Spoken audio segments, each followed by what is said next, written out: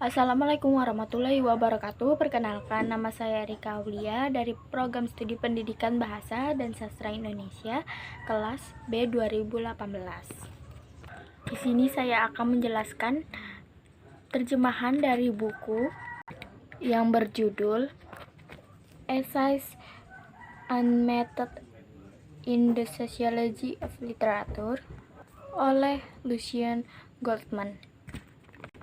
Pada bagian bab 6 yang berjudul Tesis tentang penggunaan konsep pandangan dunia dalam sejarah filsafat.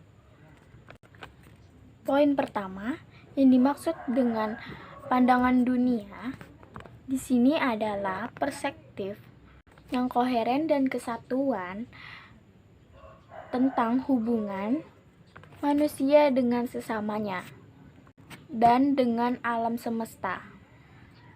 Karena pandangan individu jarang koheren dan kesatuan, pandangan dunia jarang sesuai dengan pemikiran aktual individu tertentu. Dengan demikian, pandangan dunia bukanlah realitas empiris tertentu, tetapi instrumen konseptual untuk melakukan penelitian ekstrapolasi yang dibangun oleh sejarawan yang bagaimanapun tidak sewenang-wenang, karena didasarkan pada struktur pemikiran individu yang sebenarnya. Poin kedua, pemikiran filosofis adalah upaya konseptual untuk menanggapi masalah dasar manusia. Sekarang, tanggapan yang diberikan pemikir terhadap masalah ini tidak terlepas satu sama lain. Ada hubungan di antara cara-cara mempertimbangkan realitas yang paling beragam, di antara jawaban atas pertanyaan yang sepenuhnya asing satu sama lain, yang membentuk pemikiran menjadi totalitas yang koheren atau sebaliknya, menjadi kumpulan elektik dari elemen-elemen yang tersebar. Pemikiran ini bersifat filosofis. Pada poin ketiga, nilai teori ilmiah ditetapkan hanya dalam kaitannya dengan kesesuaian yang realitas. Sistem filosofis, di sisi lain, membutuhkan dua kriteria sedikitnya yang saling melengkapi untuk dievaluasi. Suatu sistem valid tidak hanya karena ia menyatakan penegasan yang benar, tetapi juga karena ia merupakan ekspresi konseptual yang koheren dari realitas manusia yang fundamental. Seseorang tidak dapat mengenali kebenaran apapun di dalamnya atau setuju dengannya dengan cara apapun jika seseorang menyangkal atau meremehkan kepentingan filosofisnya, kecuali dalam kasus tertentu filsafat rasionalis. Koherensi ini tidak logis, tetapi manusia tautan internal yang menghubungkan konsep perjudian Pascal dengan epistemologinya. Mereka yang bergabung dengan postulasi praktis Kant ke seluruh filosofisnya tanpa logis dalam arti kata yang paling ketat atau erat. Tidak kurang diperlukan daripada tautan yang menyatukan argumen ontologis dengan penegasan keadaan dunia eksternal dalam pemikiran Kartesian. Poin yang selanjutnya, sejarah filsafat harus mempertimbangkan sistem yang dipelajarinya sebagai ekspresi dari pandangan dunia yang berbeda dan saling melengkapi, tanpa meninggalkan kriteria sama pentingnya kedua untuk studinya. yaitu nilai kebenaran dari pemikiran yang akan dipelajari.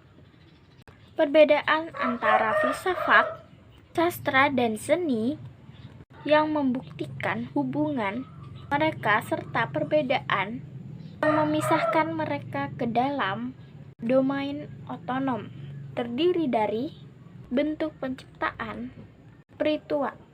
Penciptaan spiritual ini adalah ekspresi pandangan dunia yang diterjemahkan ke dalam 3 bahasa yang sangat berbeda. Filsafat diekspresikan melalui konsep umum, sedangkan penulis dan seniman menciptakan alam semesta imajiner atau imajinasi dari makhluk dan beda individu. Jadi, Pascal merefleksikan kematian dan gairah, sementara Machine menciptakan kematian dan harsat Pedder untuk Hippolyte. Setiap upaya untuk pandangan dunia bergantung pada individu tampaknya tidak cukup, karena mereka umum bagi orang yang beragam seperti filsuf, penulis, dan seniman, atau individu yang berbeda yang seperti Kant dan Pascal dan Descartes dan Malebranche. Pandangan dunia adalah fakta sejarah dan sosial.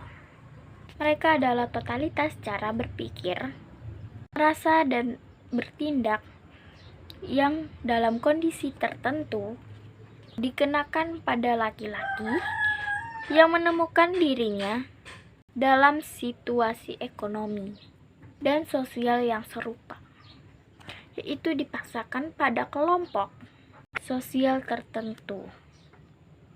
Melalui yang terakhir ini, jelas bahwa pandangan dunia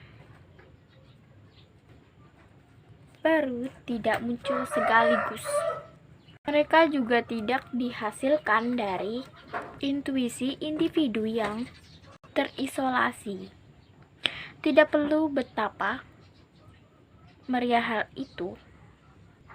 Transformasi yang lambat dan bertahap dari mentalitas lama diperlukan untuk memungkinkan yang baru dibangun untuk mengatasi permasalahan yang pertama.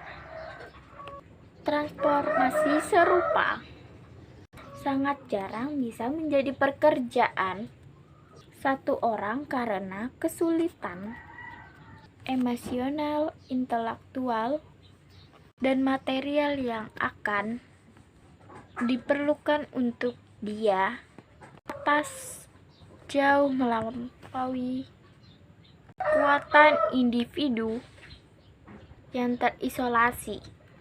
Banyak upaya yang berorientasi pada arah yang sama dan seringkali diperpanjang selama beberapa generasi diperlukan untuk menciptakan pandangan dunia.